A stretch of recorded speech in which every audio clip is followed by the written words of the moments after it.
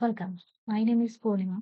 English First Language Part 1, Lesson 3, Balai, Part 1, Ninth Standard, 2024-2025 Karnataka State Board Syllabus. The author of this Balai lesson is Ravindranath Tagore. It is the name of the boy. Balai is a Bengali name. It has been said that the story of man appears in the epilogue of the history of all forms of life in the world. And we know that among the people around us, we find tacit hints of various forms of animal life. In fact, what we call human is the trait in US which levels and combines all the animals in ourselves, which puts the cow and the tiger in us in same pen, the snake and the mongoose in the same cage, like a raga. It takes all the notes within its being and waves them into musical forms so that they can no longer fight among themselves. However, it has to be admitted that a certain note might play a prominent role in a given raga. The D in one tune and C sharp in another, and E in a third one. In my nephew Belai, the notes of the plant kingdom somehow appeared to be the dominant one. Ever since his childhood days, he had preferred to be still and watchful rather than to move around. When the layers of dark clouds gathered solemnly in the eastern sky, his entire soul seemed to fill with moist winds carrying the aroma of the forest during the rains. And when the rain came down in the torrents, his whole body listened to its sound. When the sunbeams planted into the terrace in the afternoon, he would walk around bare-chested as if to absorb something from the sky's expanse. When the mango trees blossomed at the end of the winter, the intense joy awoke in his bloodstream, rising inarticulate memories of something. In the spring, his soul filled out, spread its branches, and took on a deeper color, like a forest blossoming saltro. He liked to talk to himself then, weaving together all the stories he had ever heard, like the stories of the old bird couple who made their nest in the hollow of the age old banyan tree. He was a boy who gazed all the time with his wide eyes. He did not speak very much, so he had to think a lot. Once I took him to the mountain. Deep green grass ran from our cottage front down to the foot of the hills. His heart would fill with the joy at the sight. He did not think of the layer of the grass as an immobile object, rather as a rolling mass in an endless game. He himself used to roll quite often down the grassy slope. At those times, his whole body would be covered by grass. As he rolled, the grass would tickle his neck, and he would laugh uncomfortably. After a rainy night, when the first morning sun peeped through the mountain tops, and its golden rays reached the deodar trees, he used to creep away without telling anyone to the silent shades of the deodar woods and stand there, fascinated and alone.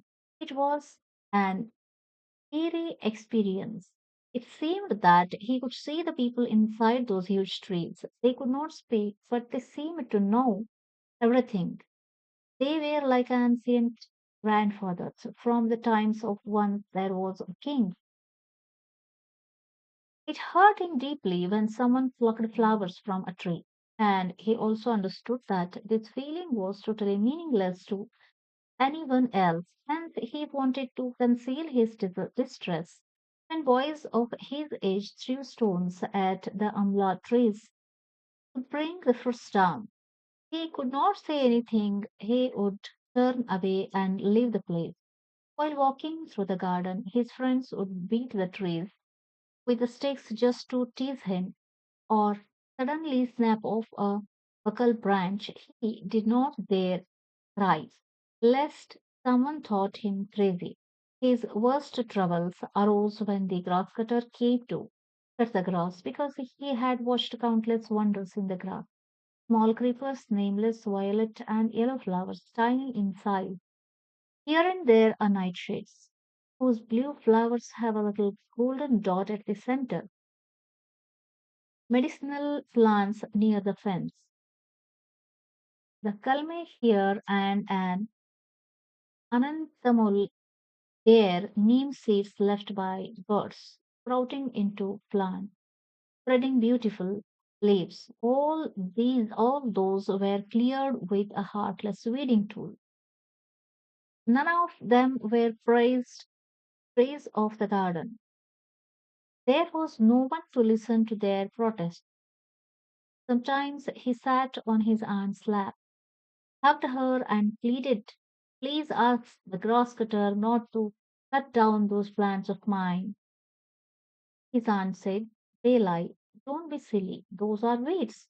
How can we let them grow?" Balai had long begun to realize that some of the plants he experienced were his alone. They were not felt anyone around him.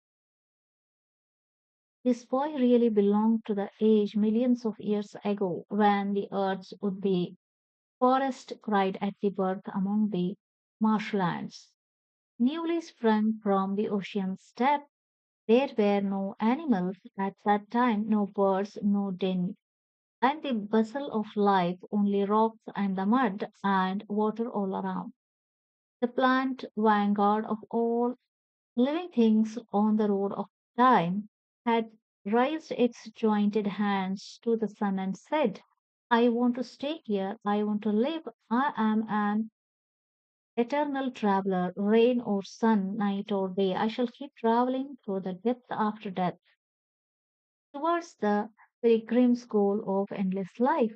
The dancing chant of the plant reverberates to this day in the woods and the forest, hills and meadows, and the life of the mother earth declares to the leaves and the branches, "I want to stay, I want to stay." The plant, speechless, foster mother of life on earth, has drawn nourishment from the heavens since time immemorial to feed her progeny, has gathered the sap, the vigor, and the savior of life for the earth's immortal store, and rise to the sky. The message of beleaguered life, "I want to stay." Belai could feel that eternal message of life in the special way in his bloodstream. We used to laugh at him a good deal. One morning, while I was intently reading the newspaper, Belai led me excitedly to the garden. He showed me a plant and asked me, "Uncle, what kind of plant is this?" I looked and found a silk cotton plant sprouting in the middle of the gravelled garden path. Alas, Belai made a sad mistake by showing it to me. He had noticed it when only a tiny sapling had come out of the ground like a child's first babblings. Since then, he had watered it every morning and evening and eagerly kept track of its growth. Silk cotton trees grow fast, but it had grown about 2 cubits height. Belai looked at its foliage and judged it to be an exceptional tree, just as a mother considers her child exceptional when it shows the first signs of intelligence. Belai had thought he would surprise me by showing me the plant. I said, "I will tell the gardener to uproot it and throw it away." Belai shuddered at the thought. He implored, "Please, uncle, I beg you, don't uproot it." I said, "That's nonsense. Can't you see? It's growing right in the middle of the path. When it grows bigger, it'll scatter cotton all around and be a big bother, losing the battle with me." The motherless child went to his aunt. He sat on her lap, hugged her, and whimpered, Kaki, tell Kaka not to cut down the tree. That was the right diplomatic move. His aunt told me, leave history alone, please. That's what I did. I probably would not have noticed the plant if Vela had not shown it to me. But since he had, I noticed it every day. It grew shamelessly and became quite tall within a year. It also grew to be Vela's dearest plant. The tree looked perennially stupid. It stood stubbornly in the same inconvenient spot and grew taller and taller every day. Anyone who saw it must have thought it has an eyesore. I purposely the death sentence a few more times. I also tried to bribe Balai by promising some very beautiful rose plants in place of that tree. Then I said, all right, if you want a silk cotton tree, I will plant another sapling near the fence.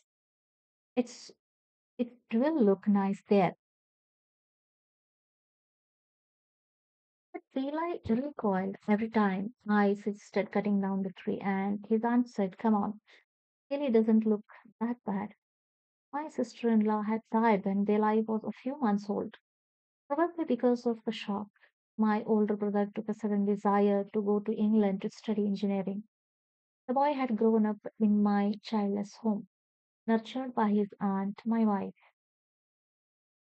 Around this time, my brother came back after 10 years in England. He decided to provide British style schooling for Belai, so he took him to Shimla with the idea of later moving to England.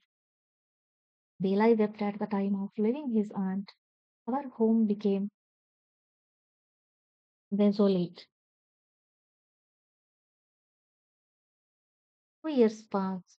So all these 2 years, Belai aunt wiped her tears secretly, wandered into the bedroom left empty by Belai, and browsed among his torn shoes, ripped rubber ball, and picture books with the animal stories. And she kept thinking that Belai must have outgrown all those things he had left behind.